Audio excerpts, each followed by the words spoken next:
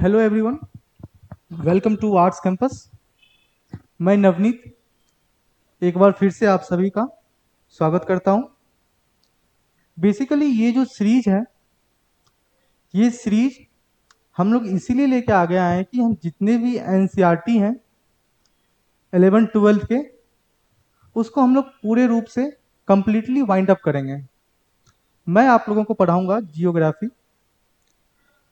आज जो लेक्चर है आज का जो लेक्चर है वो introduction to human geography, class 12 का फर्स्ट यूनिट है। तो इंट्रोडक्शन ऑफ ह्यूमन जियोग्राफी, इस चैप्टर में हमें ह्यूमन जियोग्राफी को समझना है। हम ह्यूमन जियोग्राफी से पहले जियोग्राफी समझने की कोशिश करते हैं, ठीक है। हम लोगों ने जियोग्राफी वर्ड सुना तो जरूर होगा, हालांकि हम लोग पढ़ते हुए भी आ रहे हैं।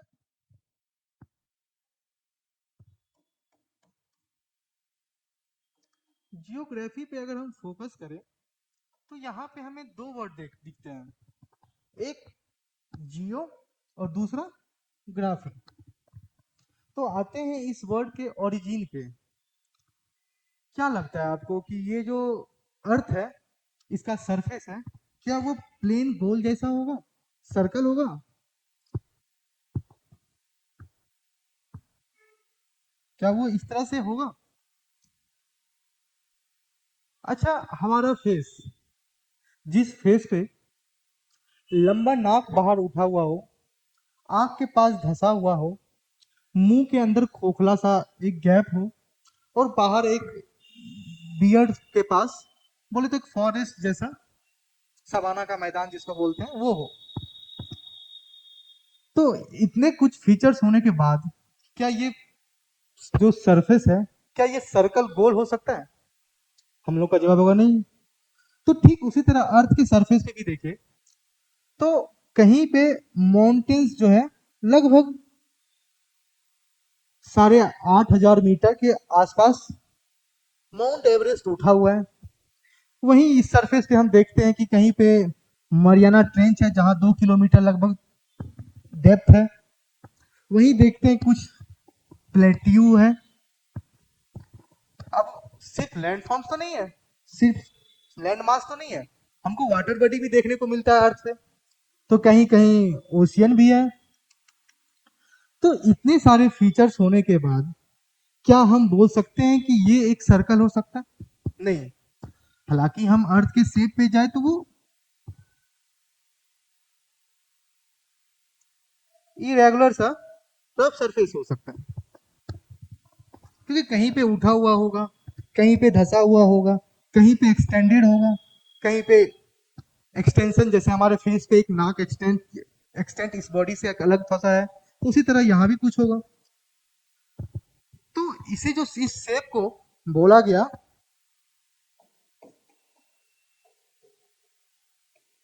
जियोइड, और इसी जियोइड से ये वर्ड लिया गया जियो, जिसका मतलब क्या होता है?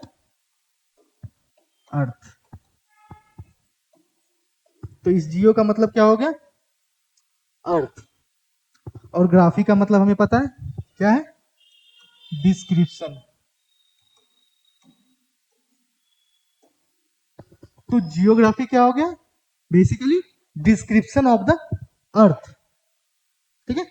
ये चीज जो है कि geography is the description of the earth, ये हम लोग बचपन से 6 क्लास से 9th क्लास से पढ़ते हुए आ रहे हैं।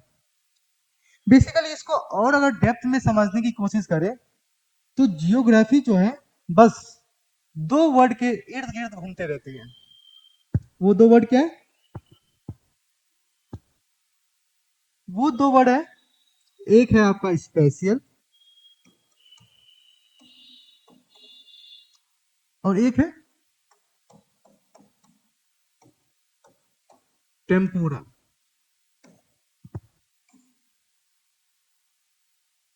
इस दो वर्ड को हम लोग गौर से समझते हैं। इस दो वर्ड को अगर हम समझ गए मतलब कि हम जियोग्राफी को समझ गए। स्पेशियल का मतलब होता है स्पेस या लोकेशन, ठीक है। टेम्पोरल का मतलब क्या हो गया?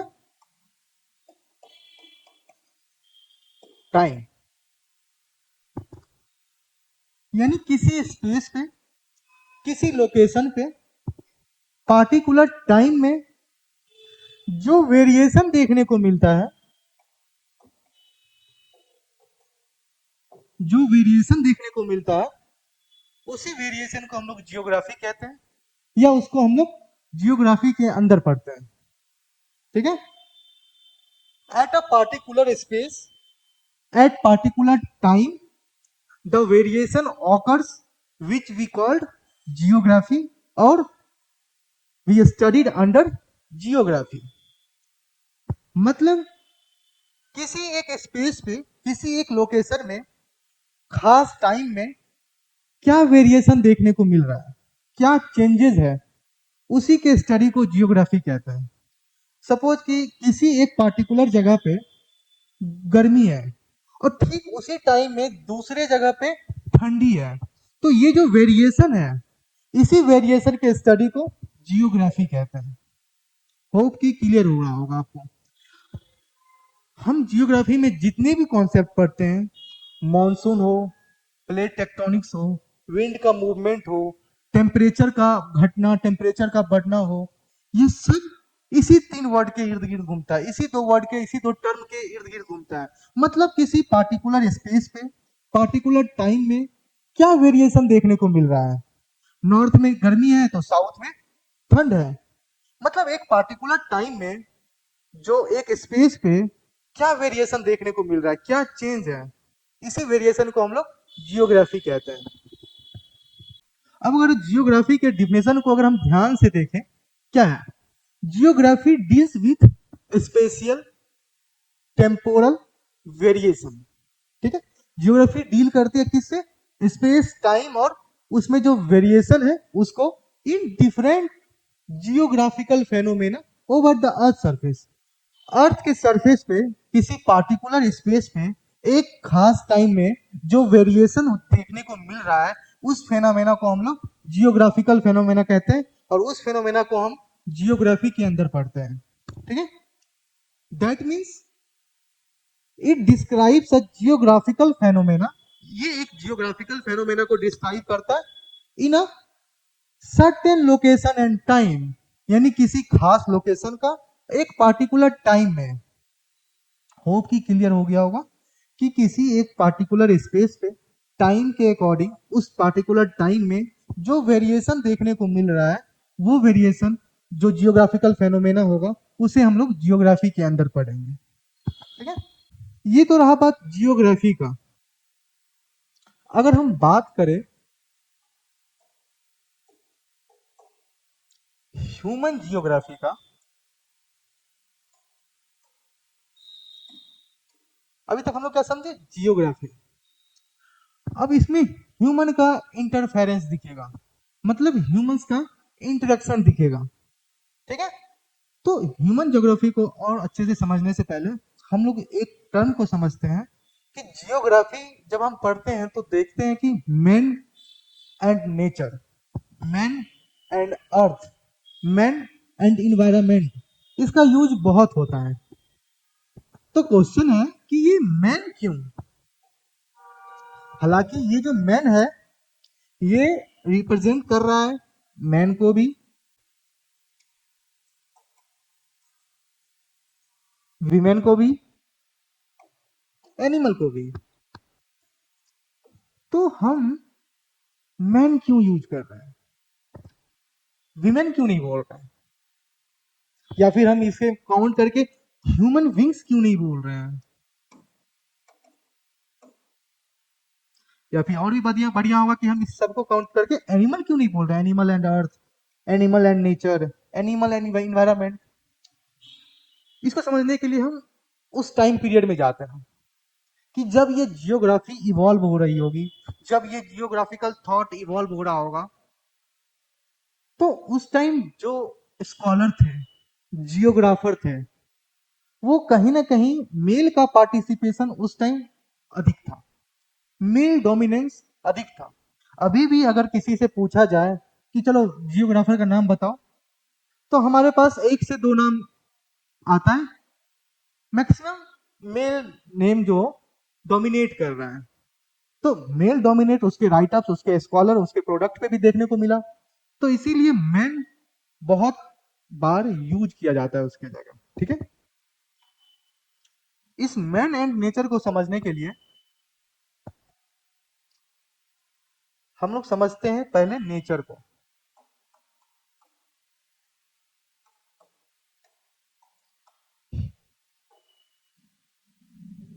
अभी हम लोग पढ़े कि ह्यूमन ज्योग्राफी कुछ नहीं है, बस नेचर से मैन का इंटरेक्शन ही ह्यूमन ज्योग्राफी है। ठीक है, तो नेचर जो है इन्वायरमेंट है, इसे हम नेचर बोले या अर्थ बोल दें। ठीक है, तो हम अर्थ पे अगर देखें तो सबसे पहले हमें क्या दिखता है, अर्थ के पार्ट को अगर स्टडी करने जाए तो सबसे पहले क्या दिखता है? सबसे पहले हमें दिखता है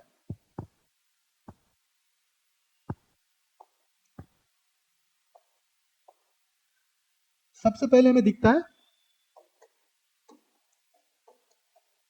लैंड फॉर्म्स, जिसे हिंदी में कहते हैं स्थलाकृति। हमें लैंड दिखता है, ठीक है, जहां पे हम लोग रहते हैं।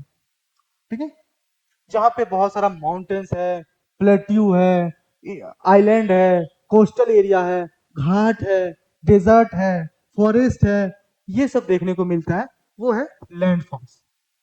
ठीक है, अब लैंड फॉर्म्स का बात कर लिए तो उसके बाद क्या? ठीक ठीक हमारे आसपास कुछ सराउंडिंग्स है, सराउंडिंग्स में गैसेस है, एटमॉस्फेयर जो हमारे चारों तरफ फैला हुआ है। फिर हम जब अर्थ का स्टडी करते हैं तो हम एटमॉस्फेयर को इग्नोर नहीं कर सकते। तो एटमॉस्फेयर हो गया, लैंड फॉर्म्स हो गया, और अर्थ में देखें तो हम लैंड को तो पढ़ रहे हैं, वाटर बॉडी को हम नहीं भूल सकते। तो तीसरा ऑप्शन क्या आ गया? ओशियंस पढ़ लिए। जब हम ये तीनों देखेंगे तो फिर हमारे पास नेशनल पार्क, फॉरेस्ट, ये सब देखने को मिलेगा। और ये सब जो है, यही सब मिलके बनता है फिजिकल वर्ल्ड। आपसे पूछे कि आपके फिजिकल वर्ल्ड में क्या क्या है, हम बोले अरे एटमॉस्फेयर है, ये हवा है, ये पानी है, ये धरती है, पहाड़ है, प्लेट्यू है, यही बोल सकते हैं। तो ये हो गया हमारा फिजिकल वर्ल्ड, जो कि जियोग्राफी का एक ब्रांच बनेगा, जो बन जाएगा फिजिकल जियोग्राफी। अब क्या है ना, मेन इससे इंटरेक्ट करेगी, इससे बात करेगी, बात मतलब इससे यूज करेगी, इसको यूज करेगी, मतलब मेन जो है नेचर को यूज करेगा, नेचर जो है मेन को अपना इंटरेक्शन करेगा। बेसिकली ये दोनों एक दूसरे से इंटरेक्ट करेंगे। मेन अगर नेचर से इंटरेक्ट करने जाए, चलो लैंड से समझते हैं। मैन जैसे ही लैंड से इंटरेक्ट किया तो वो सबसे पहले क्या करेगा? मैन लैंड को जब समझना स्टार्ट किया तो उसका पहला यूज किया वो एग्रीकल्चर। लैंड से मैन, नेचर और मैन जब एक दूसरे से इंटरेक्ट किया तो मैन ने यूज किया, मतलब ह्यूमन बींग्स ने यूज किया नेचर का, और क्या सीखा? एग्रीकल्चर। और लैंड से दूसरा चीज क्या मिला?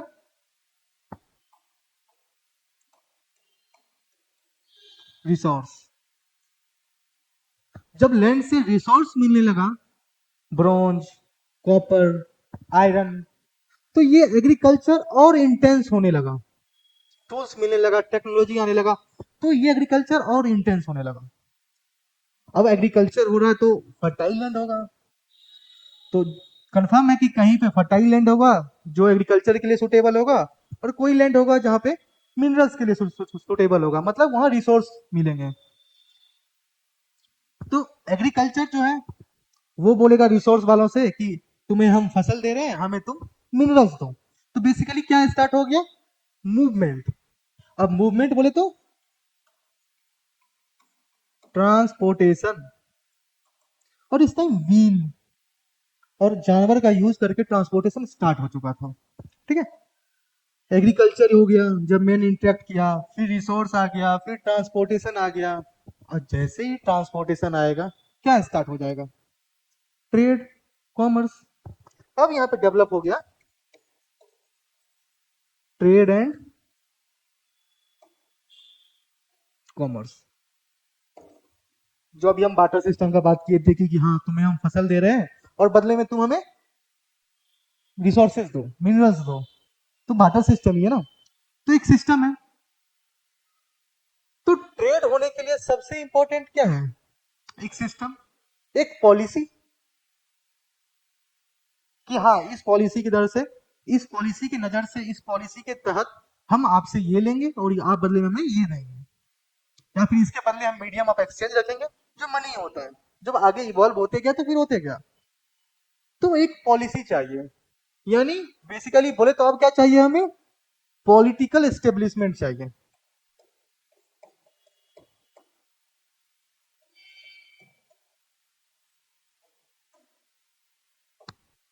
अब हमें चाहिए पॉलिटिकल एस्टेब्लिशमेंट। अब पॉलिटिक्स आ गया तो लोग के अपने अपने आइडियाज होंगे, अपने अपने बिलीफ्स होंगे। अब यहाँ से बिलीफ्स आने शुरू हो जाएंगे, आइडियोलॉजी आना शुरू हो जाएगा। तो बोले तो रिलीजन,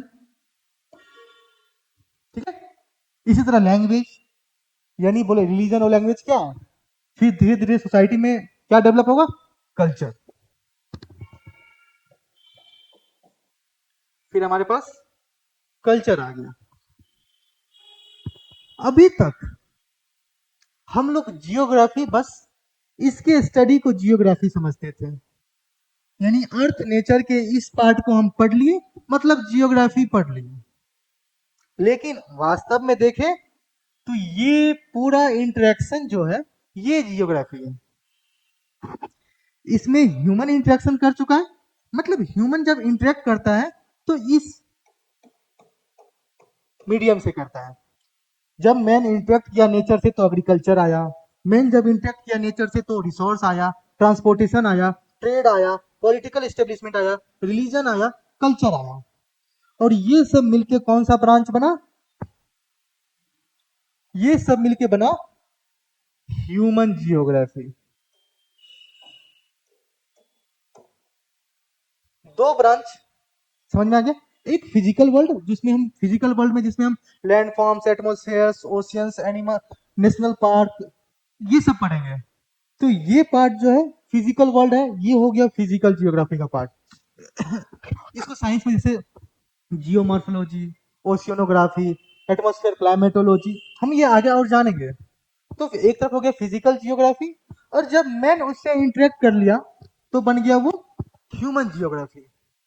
अब यहाँ पे हम दो ब्रांच को साफ साफ अलग कर दिए और समझ में आ गया कि जियोग्राफी क्या है और उसका एक ब्रांच है ह्यूमन जियोग्राफी क्या है। मतलब human geography is a branch of geography, geography का ये एक ब्रांच है, in which human beings interact with environment. इसमें ह्यूमन बींग्स जो है इंटरेक्ट कर रहा है इन्वायरमेंट से, अर्थ से, नेचर से, यानी मैन जो है इंटरेक्ट कर रहा है उस इन्वायरमेंट से, नेचर से, जो इन्वायरमेंट मैन ने खुद बनाया था। ये सारा इन्वायरमेंट किसने बनाया? मैन ने बनाया। अब आते हैं कुछ हम डिफिनेशन को समझते हैं। अगर हम ह्यूमन जियोग्राफी के डिफिनेशन को अगर ध्यान दें तो पहला डिफिनेशन क्या है कि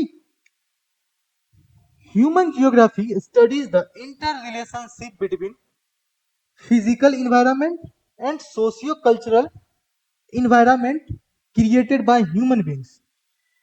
ये क्या है? एक इंटर रिलेशनशिप है किसके बीच में? फिजिकल इन्वायरमेंट जो भी हम अर्थ में पढ़े, atmosphere, land forms, ocean, natural park, ठीक है, ये सब क्या हो गया? Physical environment. और किसके बीच में इंटरेक्शन हुआ? सोशियो कल्चरल इन्वायरमेंट, मतलब वो सोसाइटी, वो कल्चर, वो इंटरेक्ट कर रही है, और ये सोसाइटी कल्चर कौन बनाया था? Human beings. Interaction between physical environment and socio cultural environment created by human beings. Human beings कैसे क्रिएट किया?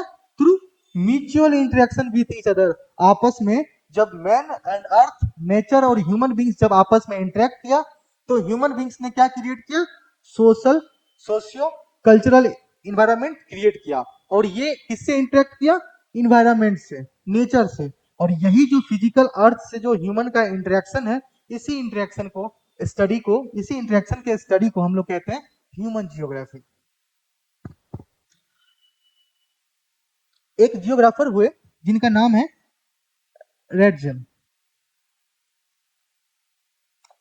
रेडजन ने कहा कि human geography is the synthetic study. Synthetic मतलब होता है बनाना, सिंथेसिस मतलब बनाना, मतलब वो एक बनाया हुआ स्टडी है जिसमें रिलेशनशिप किसका दिखाता है, ह्यूमन सोसाइटी का, क्योंकि ह्यूमन सोसाइटी को बनाया गया, मैन ने ह्यूमन सोसाइटी को बनाया इन्वायरमेंट से इंटरेक्ट करके। And the earth surface, basically ये बनाया हुआ रिलेशनशिप है किसके किसके बीच में, ह्यूमन बींग्स और अर्थ सरफेस के बीच का रिलेशनशिप के स्टडी को ह्यूमन जियोग्राफी कहते हैं। ऐसा कौन कह रहे हैं, रेडजन। अब बढ़ते हैं according to Ellen Churchill Semple. हम लोग कंफ्यूज ना हो, ये एलन चर्चिल सैंपल जो है ये एक लेडीज है, मतलब फीमेल जियोग्राफर है।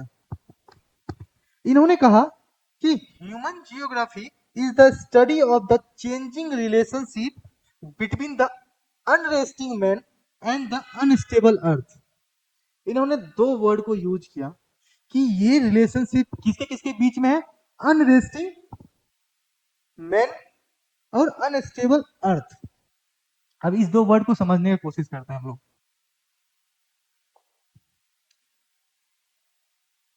क्या है,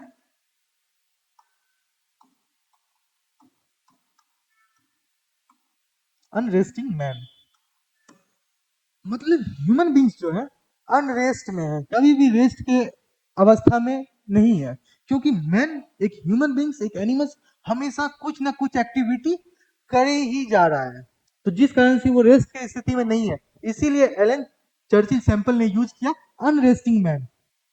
अब यहाँ पे एक चीज देख रहे हैं, इन्होंने मैन का यूज किया है, अनरेस्टिंग मैन।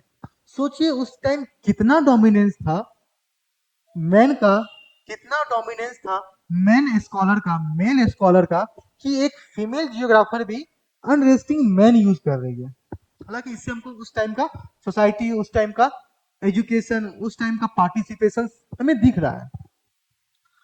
अनरेस्टिंग मैन समझ में आ गया कि मैन हमेशा कुछ ना कुछ एक्टिविटी हमेशा कर ही रहा है। अब अनस्टेबल अर्थ को समझते हैं, ये अनस्टेबल अर्थ क्यों, देखते हैं। हमारा जो अर्थ है वो हमेशा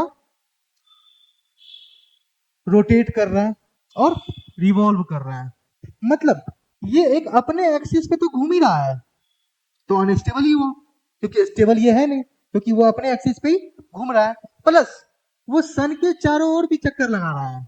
अगर ये समझो सन है तो इसके चारों ओर भी वो कंटिन्यूअसली मूव कर ही रहा है, तो स्टेबल कैसे होगा। दो पॉइंट दिख गया।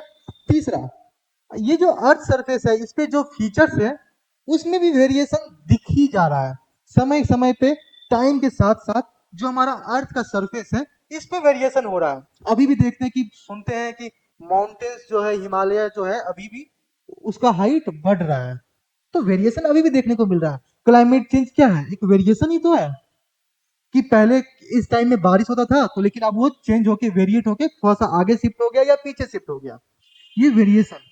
लैंड फॉर्म्स, जब यंग माउंटेन्स बनता है तो उसमें इस तरह का पीक होता है, फिर धीरे धीरे वो पीक वेरिएट होता है, झड़, क्योंकि इरोड होता है, इस पे जब विंड एयर पड़ता था फिर वो इस तरह से हो जाता है। तो क्या है, अर्थ के सरफेस पे भी वेरिएशन हो रहा है, मतलब एक तो अर्थ के सरफेस पे वेरिएशन हो रहा है, जो अर्थ का फीचर है इस पे वेरिएशन देखने को मिल रहा है, प्लस अर्थ खुद रोटेट कर रहा है, अर्थ एक रिवॉल्व कर रहा है, तो ये सब मिलके क्या बनाता है अर्थ को अनस्टेबल।